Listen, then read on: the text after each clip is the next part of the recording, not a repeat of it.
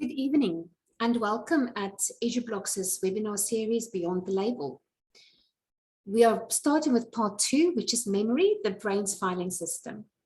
But before we start talking about memory, let's just remind ourselves what we said last time. One, we looked at dyslexia as demystifying dyslexia, and we looked at the fact that there were so many different definitions of and understanding of dyslexia, that the DSM-V, which is a manual with a kind of final authority about mental disorders, have decided to take the word dyslexia out of the manual altogether. And instead, they replace it with a term called specific learning difficulties, which denotes any specific type of learning difficulty, whether it be reading and spelling, comprehension, mathematics, writing. All of these would be under the umbrella specific learning difficulties. And instead of diagnosing it and saying that it's causal, so that the child struggles to read because they have dyslexia or the specific learning difficulty in reading, they said, well, really, it just is a label for a child that does struggle to read. So if you struggle to read and it's a specific area of difficulty, you therefore have the label of specific learning difficulties in reading or dyslexia. So it's changed. And the whole emphasis have changed from diagnosis to intervention. And part of that is because of this neuroplasticity. The fact that more and more research have found that the brain can change. So whereas in the past you would say that someone with dyslexia's brain just functions differently and therefore they would never be able to overcome the difficulties, we've now realized that with the right intervention, the brain can change. New synapses, new pathways can be created, and therefore a child could overcome their specific difficulty in reading, for example. We say that to turn around those learning challenges, we have to just change the way we think. We have to change the way we perceive dyslexia. So instead of looking at it as a disability, we need to look at it as an inability. So, and not yet. Instead of compensating just with concessions, with technology, although it has its place, we need to stop thinking that that's the only thing we can do. We can actually develop, and we can develop by thinking broader than the whole traditional approach to intervention, which just focus on phonics development and sight word development. So if your child struggles with reading, let's go and do some extra reading classes. Let's look at the sound knowledge, let's learn their sight words, and then they will overcome their reading difficulties. Instead, let's look wider and we look at the very important cognitive skills that underlie reading and learning, such as concentration, processing, memory, logical thinking. All those skills are extremely important for a child to learn how to read. That's apart from a language base. You can see the bottom layer. That is your expressive and your receptive language. That, of course, is you develop even before you start learning to read. So with that in mind, let's go and look at the first skills we're going to study, and that's memory. So memory is the process of taking information in from the world around us and involves us filtering it, so deciding what's important, processing what we do deem important, storing it in our long-term memory, and then retrieving it as we need to at a later stage. Now, the memory process can be likened to this diagram. You have lots of input information that comes from your environment, and those are mostly sensory, so sight, vision, etc. It only lasts for a fraction of a second. So you can imagine we're seeing and hearing a lot, but we can't remember everything that we see and hear. So you can almost liken it to your inbox on your computer after a holiday, coming back and you just have loads and loads and loads of information and you cannot attend to it all. So you might just flip through it and let it go, bin it, unless it grabs your attention. It's very similar to the input. So if you hear a bird singing that maybe grab your attention, or you see an image that grabs your attention, then you're going to remember it for a little bit longer and you're going to transfer it to your short-term memory. Now the short-term memory is still very short. It's less than 1 minute.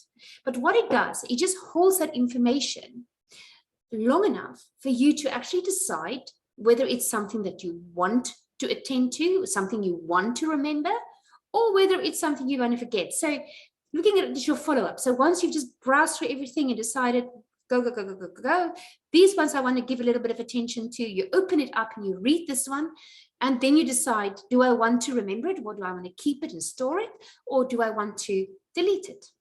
And then it's gone. So if you decide that it's something worthwhile, something that you want to remember, it is then encoded into your long-term memory. Now, the long-term memory, very interesting, is anything from 1 minute to a lifetime. Now, often we still see some memories of a minute, an hour, even sometimes a few days. We still think that's short-term memory. We always talk about children cramming for the examination. They say that's because they just use their short-term memory. They're relying on their short-term memory. But not so. It is already the long-term memory. What is different, whether you remember something for longer or whether you let it go after a minute or two or a few hours or a few days, is about the processing process. So whether you have processed it correctly and whether you therefore have stored it correctly in your long-term filing system so that you can recall it anytime in the future. Now, just bringing this in line with the cognitive skills that we were talking about and just showing how everything is interlinked, we can look at this pyramid and we can see that concentration there relates to the attention. So really, nothing is going to go into your memory if you cannot give attention to it. Then, processing. Whether you're going to remember something for a lifetime or just for a few minutes relies on your processing. Now, we can't cover everything today. So today we're going to tonight we're going to look at sensory and short-term memory. So basically your brain's inbox and filtering system. Then in June, we're going to start looking at your long-term memory. We're going to do those over 2 sessions because long-term memory really is what it's all about. And then in August, we're going to start looking at the all-important attention. Like we said, that's the starting point. If you can't give attention, nothing is going to go in. And then September, very important processing. And then lastly, we're going to look at the logical reasoning. Now, logical reasoning is really moving beyond not just remembering the information, but what you actually then do with the information after you've memorized it and how you use it to learn and to comprehend. Now, coming back to tonight's session, sensory and short-term memory. Now, we've said the sensory memory is extremely short, it's just 1 second.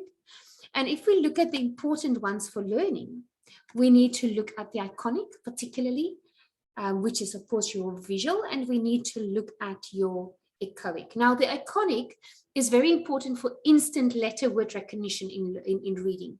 So when we read, we do not study a word, we look at it and we instantly recognize it. And then the same as for your reading fluency is how wide you can see. So when we read often, we will see 2 or 3 words at the same time. We won't even just focus on one word.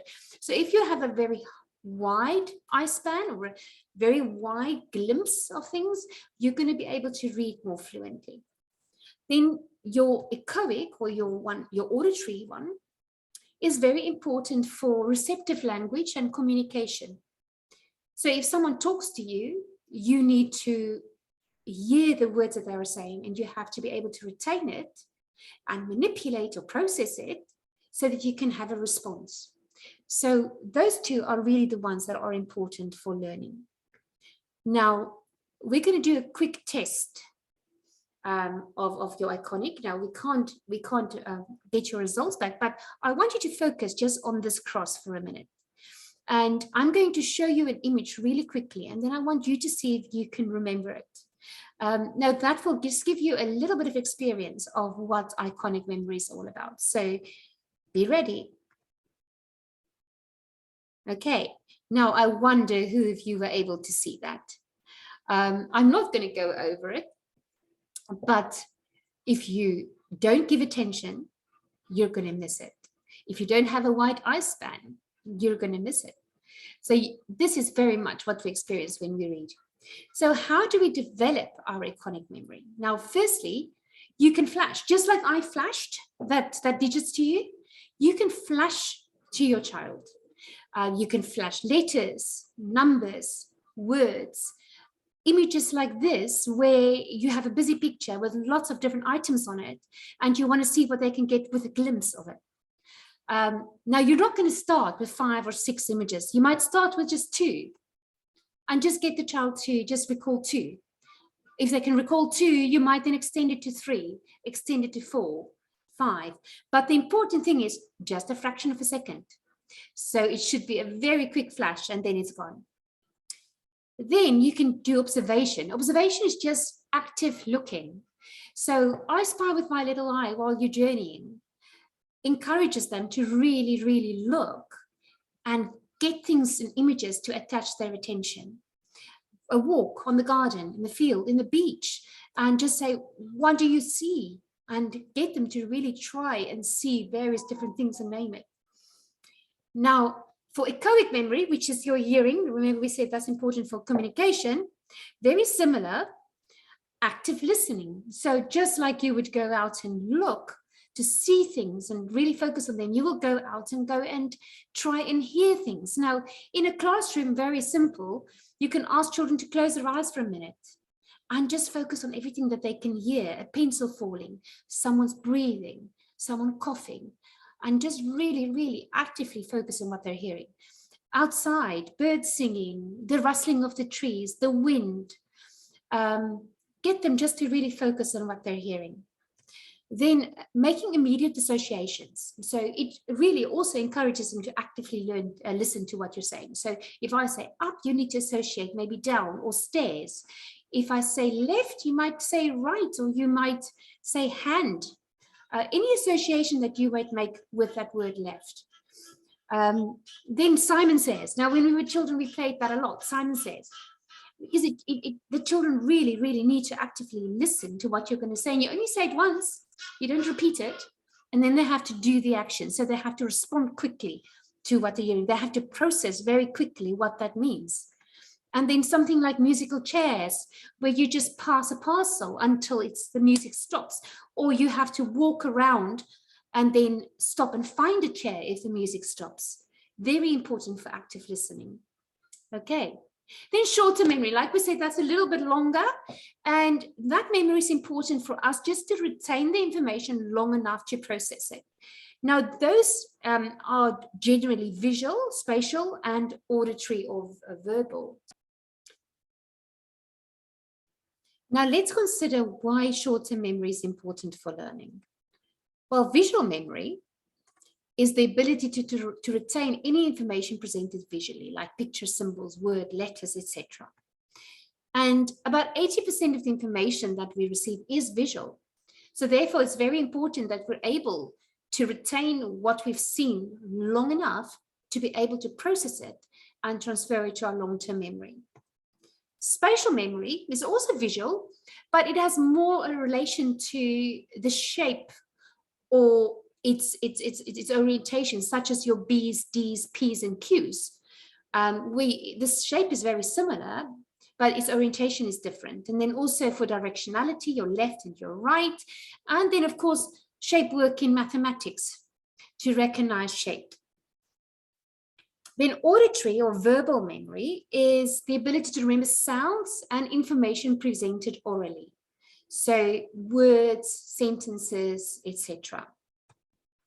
And that's very important, like we've said before, for receptive and expressive language. So very similar to the echoic, it's very important for us to be able to communicate, to be able to spell, recognize sounds, etc., and keep it in our memory for long enough to process it. Now, short-term memory has a very limited capacity. Most of us would only be able to remember about 5 or 9 items. And that could be items in terms of I read 5 words and I see 5 words, or I listen to 5 words and retain them. But we can also use chunking to increase our short-term memory. So if you show a group of 2 digits and another group of 2 digits and another group of 2 digits, then those 3 groups, even though it's 6 digits, would only be 3 items because it's 3 items of 2. So we can extend our memory beyond by chunking, but most of us would have this kind of span. Now, we're going to, again, just look at a kind of exercise we might do to improve your visual memory. So I'm going to show it to you for 5 seconds, 5 items, 5 seconds. That's generally the rule. If you read as well, you read 1 item per second. If you show 1 item per second. So you're going to try and memorize the colors so that you can put it in the right order. Are you ready?